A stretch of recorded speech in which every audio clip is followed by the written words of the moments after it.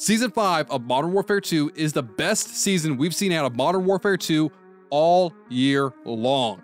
We have 6 new weapons, 9 new operators, 2 new vehicles, 5 new maps, and 2 brand new seasonal events that are going to tie into Call of Duty 2023, which we know is really Modern Warfare 3.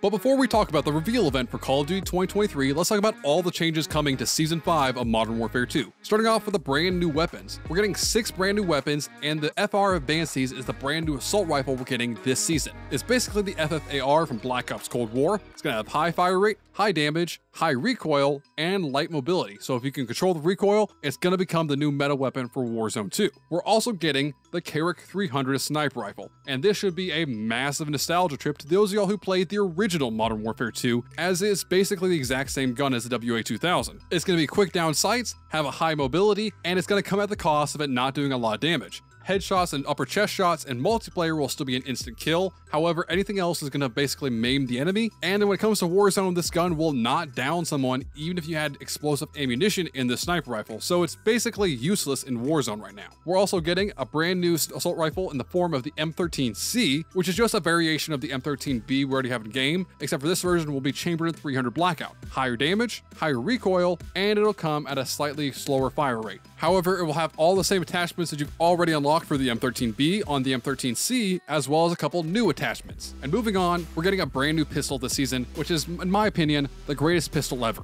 The 1911, or in Call of Duty Modern Warfare 2, it'll be the 2011, the 100-year anniversary edition of this gun, as it's still been around for over 100 years and is still a viable pistol. The 1911 was a very important part of the original Modern Warfare series, and we already saw the 1911 in Modern Warfare 2019. So it's kind of important that Call of Duty adds it back, just kind of as a continuation of the weapons that we've already seen. However, we're also getting a new silenced submachine gun, the Lockman Silenced. This gun will be exactly the same as the Lockman Sub or the MP5 we already have, except it'll have a couple more attachments, and the barrel will be internally suppressed at all times. Any barrel you unlock will be an internally suppressed version of the exact same gun, which might make it a little bit more viable in Warzone, as an internally suppressed barrel will be better because it takes up one less attachment slot that you would need in normal Warzone. And the last weapon we're getting in season is basically for all of you who like to play Minecraft just in Call of Duty for some reason, in the form of the pickaxe.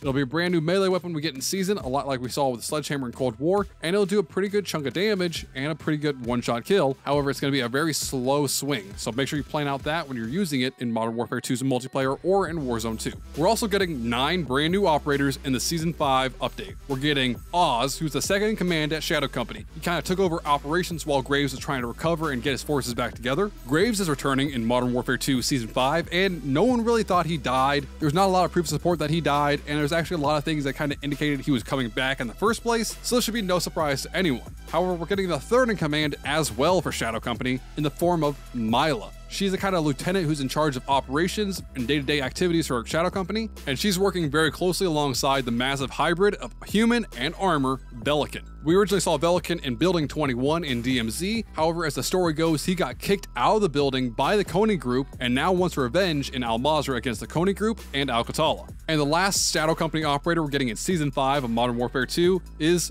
Arthur. Arthur is basically from the Sword and the Stone, and you'll understand what I mean here in a second. The operator's name is Arthur, and he's covered in this kind of black and gold and has this massive helmet on that's basically, I don't know how he sees out of it, but it's cool regardless. And his sidekick is a small dog named Merlin that'll help do executions and follow him around in combat. And when you unlock him in the battle pass, you'll also unlock a specific stat tracker token that will actually speak to you and talk to you about important events in game named Gwen. He basically pulled all of his aliases and sidekicks from King Arthur in the Story of the Round Table, and he's kind of the generic black cell operator we get every single season who has absolutely no information about him. And moving on, we're getting 3 other operators this season who are in relation to 50 years of hip-hop. Call of Duty wants to celebrate 50 years of hip-hop with 3 brand new operators, one who we already seen before in a previous Call of Duty game. We're getting Snoop Dogg, who is also in Vanguard as a brand new playable operator in Modern Warfare 2 and Warzone. We're getting Nicki Minaj as a Warzone operator and Modern Warfare 2 operator, and at the mid-season point, we're also going to get 21 Savage as a brand new operator. However, all of these new operators are going to need to travel around in Warzone, and there's no better way to do it than with the 2 new vehicles we're getting introduced this season. First off, we're getting a dirt bike, which will be a 2-person seat, and it'll have high mobility mobility and high speed so you can quickly get out of zones as the gas closes, and you can almost get across the map entirely in Al Mazrah pretty quickly. We're also getting the MRAP,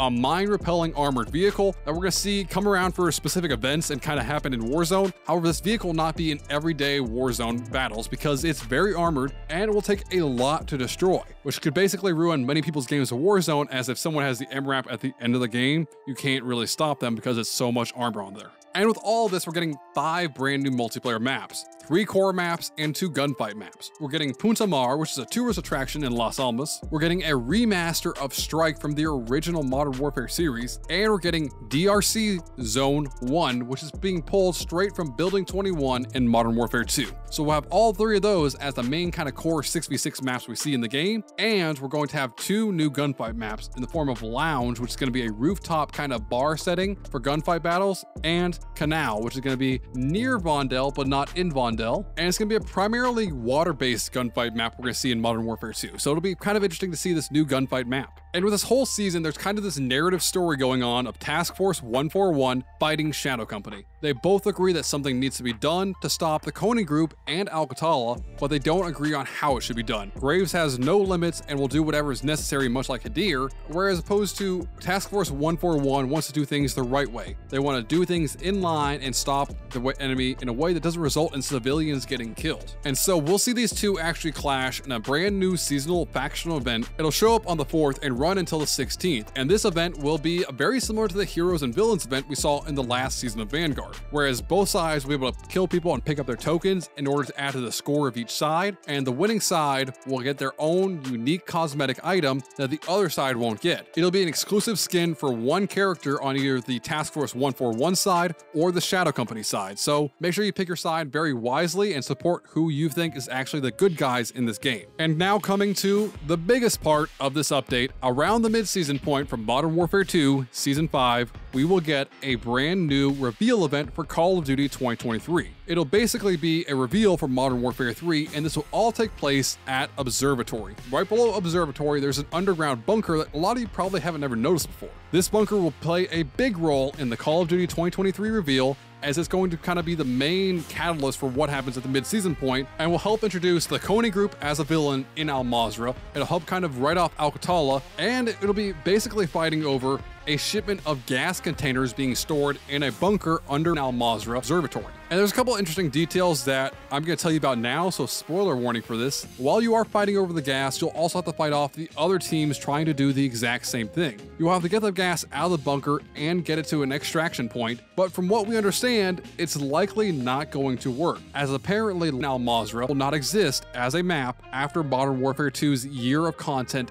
ends. The only Modern Warfare 3 Battle Royale map that we're going to see is going to be the Las Almas Battle Royale map coming with the launch of Modern Warfare 3. Al Mazrah is likely going to be completely destroyed in Modern Warfare 2, and what better way to do it than with a gas explosion, kind of tying in the gas back to the narrative story of Modern Warfare 2, as the gas is kind of the overarching factor that ties together the Modern Warfare series to the Black Ops Cold War series to Vanguard. The gas acts as a catalyst for all the games, and is kind of the primary weapon that we see the enemies and the villains try to use in these games. Make sure you subscribe down below if you liked all the content, and I'll have a video coming out tomorrow talking about all the patch notes that we see in Season 5 of Modern Warfare 2. So make sure you subscribe for that, and until next time, I am Icebergs, your Call of Duty informant. Stay frosty.